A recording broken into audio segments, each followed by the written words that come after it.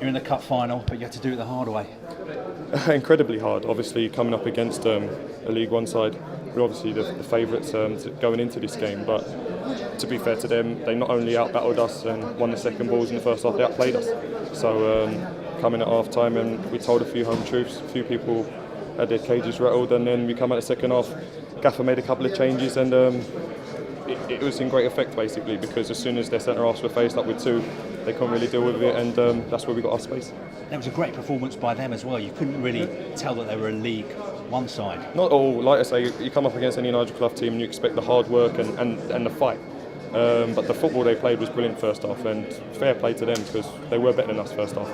But like I said, the tactical change at half time to go with a 4-4-2 and get someone right up with a central striker made a massive difference. And once we started moving the centre halves about, we created spaces, and it was a good win in the end. But obviously very edgy with that third goal that they scored. What did the manager say to you at half time? The manager said that you might not get another chance like this. He goes, don't throw it away, don't go home upset, and said we need to do what we're good at. We'll start keeping the ball and up the intensity, because if we up the intensity, they won't be able to live with us. But I think between us all, we all said enough before the manager started his talk. So the manager only had little to say. And now you've got Arsenal in the final, and you're playing them next Sunday as well.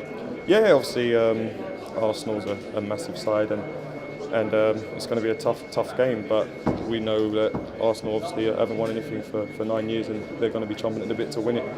So hopefully we can play on that nervous energy that they've got on the day, and hopefully we can cause an upset. And what does it feel like to be part of the first ever Hull City team to make it to the cup final? Oh, it's obviously massive that's one for the fans. Obviously, it's massive for them, and like I say, 84 years before a semi-final, and now we're going to a final as well. And that's what I wanted to make sure, that it was all good that at 84 years we've got to semi-final. We'll have a great day out, but the key is to get to the final.